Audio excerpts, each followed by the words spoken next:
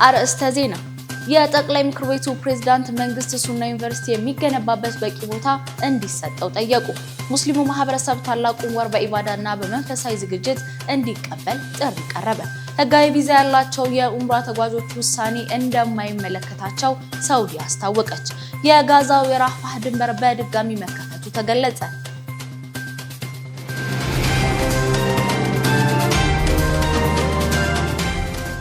አሰላሙ አለይኩም ወራህመቱላሂ ወበረካቱ። የተከበራችሁ የነጃሺ ቲቪ ተመልካቾች የነጃሺ መረጃችን ጀምሯል። ከመረጃዎቹ ጋር ኢማም መሐመድ ነኝ። ቀዳሚ ወዳደረግነው መረጃ ስናምራ የጠቅላይ ምክር ቤቱ ፕሬዝዳንት መንግስት ሱና ዩኒቨርሲቲ የሚገነባበት በቂ ቦታ እንዲሰጠው ጠየቀ።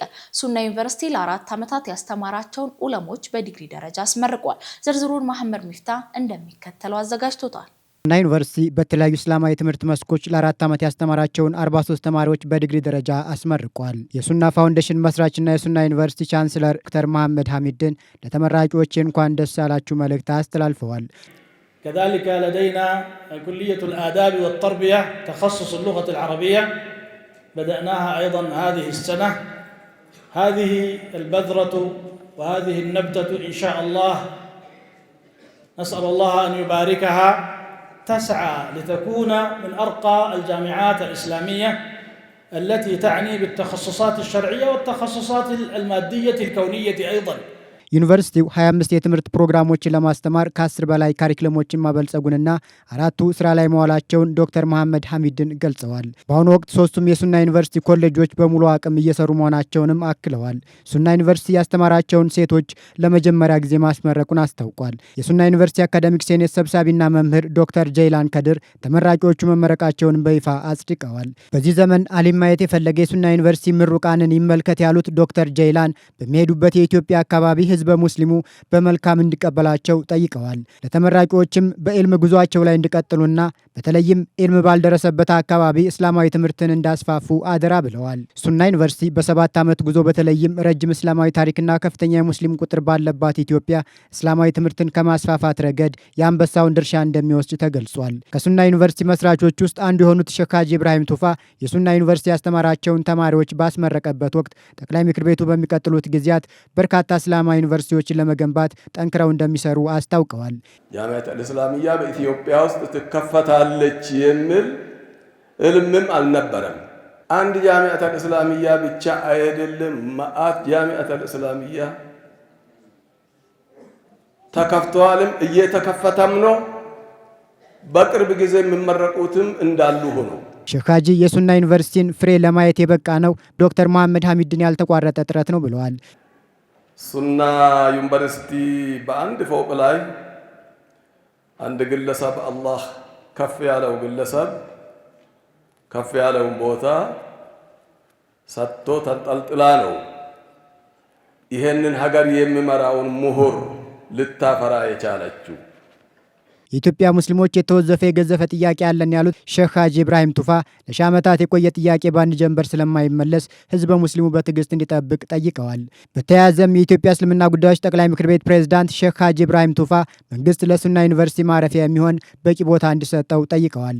ፕሬዝዳንቱ እንዲህ አይነት ዩኒቨርሲቲዎች ለሀገር ሁለንተናዊ እድገት ጠንካራ መሰረት ስለሆኑ መንግስት ዩኒቨርሲቲዎችን ማጠናከር አለበት ብለዋል። መንግስት እስካሁን ለምክር ቤቱ ላደረገው ትብብርም አመስግነዋል። በዚህ አጋጣሚ ድምፅን የሚሰሙ መልእክት አለ። እንዲህ ያለ ዩኒቨርሲቲዎች ለሀገር ልማት፣ ለሀገር ትጋት፣ ለሀገር ሰላም ዘብ ሆነው የሚቆሙ ዩኒቨርሲቲዎች ናቸው። ይበልጥ መንግስታችን ተረድቶ አውቆ በዚህ አጋጣሚ ለሱና ዩኒቨርሲቲ የሚገነባበት በቂ ቦታ እንዲሰጠን በራሴና በኢትዮጵያ እስልምና ጉዳዮች ጠቅላይ ምክር ቤት ስም ልጠይቅ ወዳለሁ። የአዲስ አበባ እስልምና ጉዳዮች ከፍተኛ ምክር ቤት ፕሬዝዳንት ሀጂ ሱልጣን አማን ኤባ ለተመራቂዎች እንኳን ደስ አላችሁ መልእክት አቅርበዋል። ተመራቂዎች ለታላቅ ዓላማ ስለታጫችሁ የተጣለባችሁን አማና በብቃት እንድትወጡ አደራ ብለዋል። ሀጂ ሱልጣን አማን ሱና ዩኒቨርሲቲን ይበልጥ በማጠናከር ረገድ ሁሉም የበኩሉን እንዲወጣ ጠይቀዋል። የሀገራችን ዑለማዎች ማን ተካቸው በዘመናዊ መልኩ እነሱን መተካት ይገባል በሚል ጃሚዓተ ሱናን መስርተው ዛሬ እዚህ ደረጃ ደርሰው ይሄንን ላሳዩን ወንድማችን ሼክ መሐመድ ሐሚድን ዶክተር መሐመድ ሐሚድን በልቤ ለማመሰግናቸው ይወዳለሁ። እንደ እስልምና ጉዳይ ከጎናችሁ ነን፣ ጀዛኩሙላሁ ለማለት ይወዳለሁ። ቀጥሉበት። አልዕልሙ ሚነል መህዲ ኢለል ለህዲ ነው። አላህ ያግዛችሁ። ለትልቅ ዓላማ ለትልቅ ግዴታ ታጭታችኋል። አላህ ይወፍቃችሁ። እኛም በጎናችሁ ነን። አላህ የእናንተን አይነት ያብዛልን። አገራችን ሰላም አላህ አርግልን። በመድረኩ ላይ ንግግር ያደረጉት ኡስታዝ አቡበከር አህመድ በበኩላቸው ሱና ዩኒቨርሲቲ ከታገልንለት ዓላማ አንዱ ስለሆነ ሱና ዩኒቨርሲቲን በማጠናከር ረገድ ህዝበ ሙስሊሙ የበኩሉን ድርሻ እንዲወጣ ጠይቀዋል። የበለጠ መስራት የሚችሉ አላህ ያደርጋቸው። እንዲሁም በዚህ ዕለት የምትመረቁ የዛሬ ተመራቂ ተማሪ ወንድሞቻችን ዑለሞቻችን እንኳን ለዚህ ቀን አላህ በቃችሁ። የፍሬያችሁን ውጤት የምታዩበት መሰጠት ስለሆነ በእንደዚህ አይነት ጥንካሬና ኢኽላስ የሰውን ፊት አይቶ ሁሉንም ማባብሎ ይሄንን መጃል ለማሳደግ እየተሄደ ያለው ጥረትና ጅምር ጃሚዓዎች ናቸው ሀገራችን ላይ ያሉት፣ ገና እየተንደረደሩ ነው ያሉት። ይሄ ስራ ማደግ አለበት። ትውልዱ በብዙ ፈተናዎች ውስጥ ነው የሚያልፈው። ያንን ክፍተት ልንሞላ የምንችለው በዕልም ነው። ያን ዕልም በመሙላት ሂደት ላይ ደግሞ ኃላፊነታችን ትልቅ ነው። ከዚህ አንጻር ኢትዮጵያ ትናንት አዝሐሩል ሐበሻ ናት፣ ዛሬ እየተቀየረ ነው። አፍሪካ ውስጥ ትልልቅ የዕልም ማዕከሎች እየተከፈቱ ትልልቅ ዑለማዎች የሚወጡባቸው ማዕሂደል ዒልም እየወጡ ተለውጧል። ያን የመጠበቅ የማስጠበቅ ኃላፊነት የኛ ስለሆነ እዛ ላይ መስራት አለብን ነው የምለው እኔ።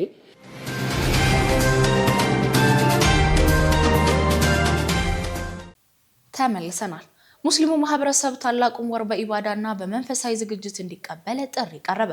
ኢቅራ የቁርአንና የእስላማዊ ትምህርት ማዕከል በሞጆ ከተማ ደማቅ የምርቃትና የረመዳን አቀባበል መርሃ ግብር አካሂዷል።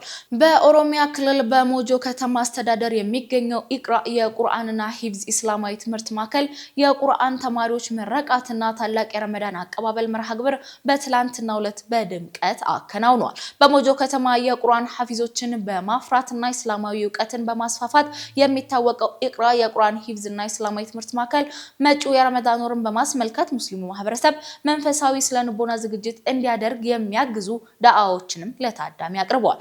መጪውን የረመዳን ወር በእውቀትና በኢባዳ ለማሳለፍ ራስን ማዘጋጀት እንደሚገባ አጽንኦት ሰጥተው ዳዋ ያደረጉት በዕለቱ በልዩ እንግድነት የተገኙት ታዋቂ ኡስታዝ አቡ ሀይደር ናቸው። ኡስታዝ አቡ ሀይደር በመርሃ ግብሩ ላይ ረመዳን እንዴት እንቀበለው በሚል ርዕስ ሰፋ ያለ ዳዋም አድርገዋል። በተለያዩ ተውበትና ኢስቲግፋር በማድረግ ወደ አላህ መመለስ ረመዳንን ለመቀበል ቅድመ ዝግጅት መሆኑን ኡስታዝም አያይዘው ገልጸዋል። በተጨማሪም ጾማችን እንዳይበላሽ አጅራችን ከፍ እንዲል ሃይማኖታዊ ህግጋቶችን በማወቅና መማር እንደሚገባ ኡስታዝ አቡ ሀይደር አስገንዝበዋል። በመርሃ ግብሩ ላይ የኢቅራ የቁርአን ኢስላማዊ ማዕከል አመራር የሆኑት ኡስታዝ ሰዒድ በበኩላቸው ማዕከሉ በሞጆ ከተማና በአካባቢ ያለውን የኢስላማዊ ትምህርት ተደራሽነት ለማስፋት መልካም ስነ ምግባር ያላቸውን ዜጎች ለማፍራት የሚያደርገውን ጥረት አጠናክሮ እንደሚቀጥልም ገልጿል። የኢቅራ የቁርአን ሂፍዝና እስላማዊ ትምህርት ማዕከል የመርሃ ግብር ዋነኛ ድምቀት የነበሩት የተማሪዎች የቁርአን ምረቃት ሲሆን 16 ወንዶችና 13 ሴቶች በድምሩ 29 ተመራቂ ተማሪዎች፣ ታላላቅ ኡስታዞች፣ ጥሪ የተደረገላቸው እንግዶች፣ የተመራቂ ቤተሰቦች በተገኙበት አስመርቋል። በመጨረሻም ለኢቅራ የቁርአንና እስላማዊ ማዕከል ሁሉን አቀፍ ድጋፍ ላደረጉ አካላት የምስጋናና የማበረታቻ ሰርተፍኬት ተበርክቶላቸዋል።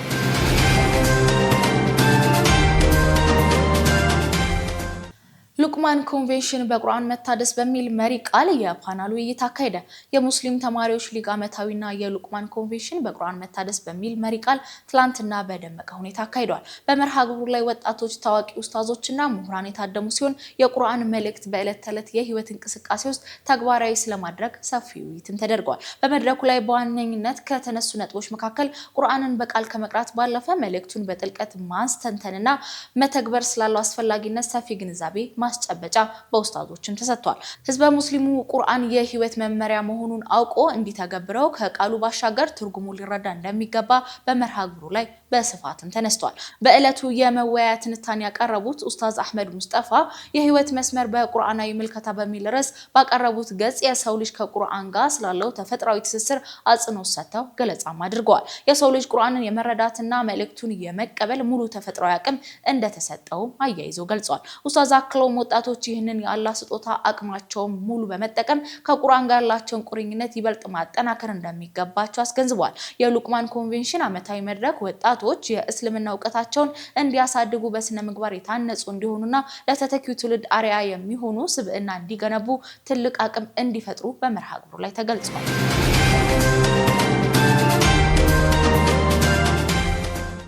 የነጃሺ መረጃችን አሁን እንደቀጠለ ነው። ህጋዊ ቪዛ ያላቸው የኡምራ ተጓዦች ውሳኔው እንደማይመለከታቸው ሳውዲ አስታወቀች። የሳውዲ አረቢያ የሐጅና ኡምራ ሚኒስቴር የውጪ የኡምራ ጉዞ ወኪሎችን ውል ማገዱን የሳውዲ ፕሬስ ኤጀንሲ ዘግቧል። የሳውዲ አረቢያ የሐጅና ኡምራ ሚኒስቴር በኡምራ ዘርፍ ከተሰማሩ 5800 የውጪ የጉዞ ወኪሎች መካከል 1800ዎችን ውል ማገዱን አስታውቋል። ውሳኔው የተላለፈው በየጊዜው በሚደረግ ግምገማ መሰረት ሲሆን ወኪሎቹ የአፈጻጸም ድክመት ያለባቸውና ጥራት የሌለው አገልግሎት የሚሰጡ መሆናቸውን ማረጋገጡን የሳውዲ ፕሬስ ኤጀንሲ ዘግቧል። እገዳው አዲስ ቪዛ መስጠትን ብቻ የሚመለከት ሲሆን ወኪሎቹ ደረጃቸውን እንዲያስተካክሉና ከተቀመጡበት መስፈርቶች ጋር እንዲጣጣሙ ለማገዝ የታለመ ነው ተብሏል። ሚኒስተሩ ለጉዞ ወኪሎች ያላቸውን ድክመቶች እንዲያስተካክሉ የ10 ቀናት ጊዜ ገደብ መስጠቱ ተገልጿል። የጉዞ ወኪሎቹ በተሰጣቸው የ10 ቀናት ጊዜ ገደብ ውስጥ መስፈርቶችን ካሟሉ የተጣለባቸው ገደብ ወዲያውኑ እንደሚነሳላቸው ሚኒስተሩ አስታውቋል። ህጋዊ ቪዛ ያላቸው የተረጋገጠ የቦታ ማስያዣ ያላቸው የኡምራ ተጓዦች በዚህ ውሳኔ እንደማይነኩና መደበኛ አገልግሎታቸውን እንደሚያገኙ ሚኒስተሩ ገልጿል። የተጠቀመው የአፈጻጸም መመዘኛ ተግባራዊ ማድረግ የአገልግሎት ሰጪዎችን ብቃት ለማሳደግ የአገልግሎት ጥራት ለማረጋገጥ ወሳኝ እርምጃ መሆኑን የሚኒስተሩ ቃል አቀባይ ጋሳን ተናግሯል። ሚኒስተሩ አክሎም የኡምራ ተጓዦች መብት ማስጠበቅና የአገልግሎት ቀጣይነት ማረጋገጥ ቅድሚያ የሚሰጠው ጉዳይ መሆኑን ገልጸው በተሰጠው የጊዜ ገደብ ውስጥ ማስተካከያ ማድረጉን ወኪሎች ላይ ጥብቅ የቁጥጥር እርምጃ እንደሚወሰድም አስጠንቅቀዋል።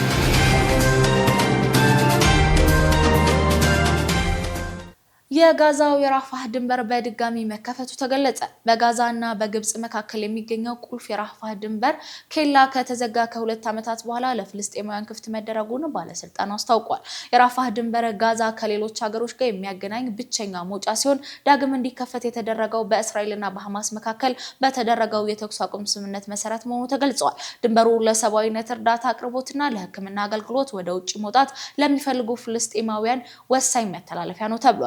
በመጀመሪያ ቀን በሁለቱም አቅጣጫ 50 ፍልስጤማውያን ብቻ እንዲያልፉ በእስራኤልና በግብጽ ስምምነት መደረሱ ተገልጿል። የአውሮፓ ህብረት ድንበር ድጋፍ ተልዕኮ ፍልስጤማውያን ወገን የሚያስተዳድር ሲሆን ለደህንነት ምርመራ የተጓዙ ስም ዝርዝር ለግብጽ እንደሚቀርብም ተዘግቧል።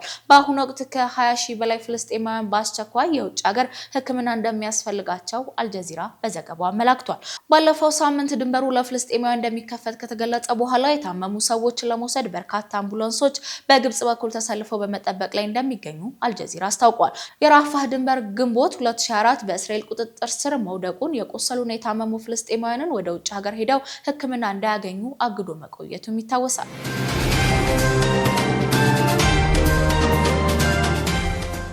የአዛውንቶቹ ጥንዶች ተግባር መነጋገሪያ ሆነ። ኡምራ ለማድረግ ከፓኪስታን የተነሱ በእድሜ የገፉ ጥንዶች የበርካቶችን ቀልብ ስበዋል። አሊና ኢምራን የተባሉ ጥንዶች መነሻቸውን ከፓኪስታን በማድረግ መዳረሻቸውን ወደ መስጂድ አልሐረምም አድርገዋል። በጉዟቸው የአየር ትራንስፖርት ከመጠቀም ይልቅ በብስክሌትና በእግር መጓዛቸው የበርካቶችን ትኩረት ስቧል። ሁሉም ሙስሊም በእድሜ ዘመኑ ቢያንስ አንድ ጊዜ የተቀደሰውን መስጂድ አልሐረም ለመጎብኘት ብዙ ዋጋ ሲከፍልም ይስተዋላል። በዚህም እነዚህ ፓኪስታናውያን ጥንዶች በእግርና በሳይክል በመጓዝ መስጂድ አልሐረምም ደርሰዋል። አላህ ሱብሃነሁ ወተዓላ ለዚህ ስላደረሳቸው መደሰታቸውንም ገልጸዋል።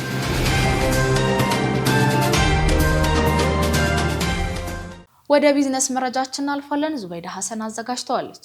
ኢትዮጵያ በ6 ወር ውስጥ ከግብርና ምርቶች የወጪ ንግድ ከ2 ቢሊዮን ዶላር በላይ ገቢ ማግኘቷ ተሰምቷል።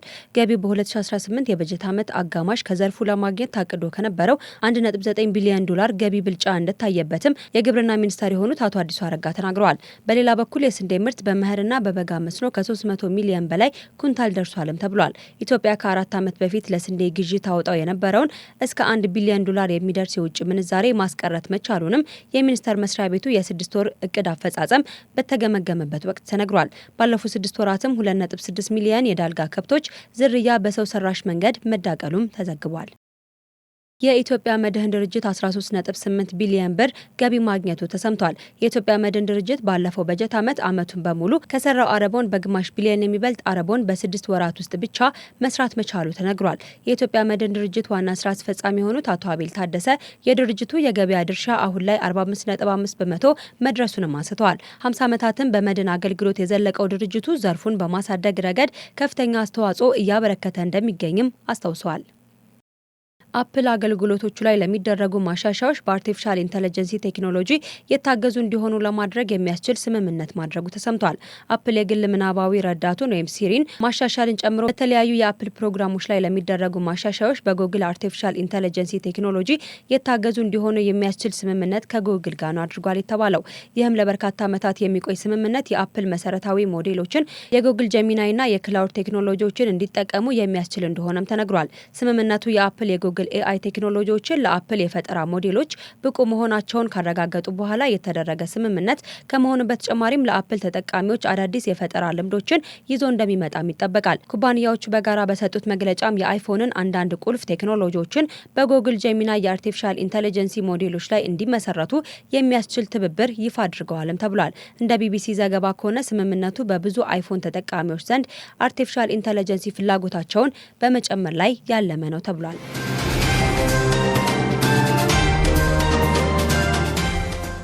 በመጨረሻም ታሪክ ለትውስታ መሰናዷችንን የምናቀርብበት ሰዓት ላይ ደርሰናል። ዙበይዳ ሐሰን እንደሚከተለው ታቀርበዋለች።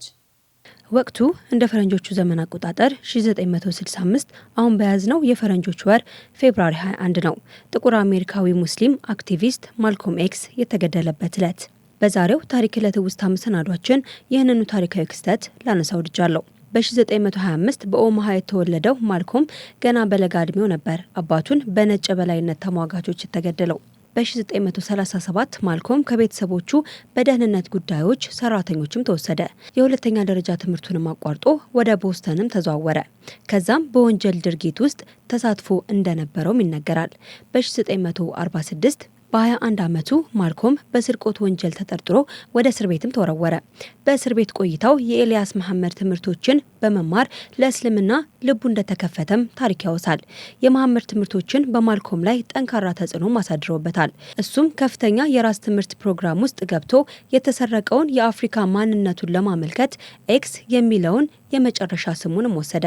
ከ6 ዓመታት በኋላ ማልኮም ከእስር ወጥቶ በሃርለም በኒውዮርክ በሚገኝ የእስልምና ተቋም አገልግሎት መስጠትም ጀመረ። ማልኮም ኤክስ ዘመን በማይሽራቸው ንግግሮቹና ለእስልምና ባለው አመለካከት ከፍተኛ የሆነ እውቅናንም ሊያገኝ ይችላል። ማልኮም ኤክስ በ1964 የሀጅ ጉዞውን በማድረግ በሙስሊምነቱ መጽናቱንም ለዓለም ሕዝብ አሳይቷል። ጥቁር አሜሪካዊ ሙስሊም አክቲቪስት ማልኮም ኤክስ በ1965 አሁን በያዝነው የፈረንጆቹ ወር ፌብሩዋሪ 21 በ39 ዓመቱ በኒውዮርክ ከተማ ማንነቱ ባልታወቀ ሰው ሊገደልም ችሏል። ከዚህ በፊትም ማልኮም ኤክስ ላይ የግድያ ሙከራ ሲደረግበት እንደነበረም ታሪክ ያወሳል።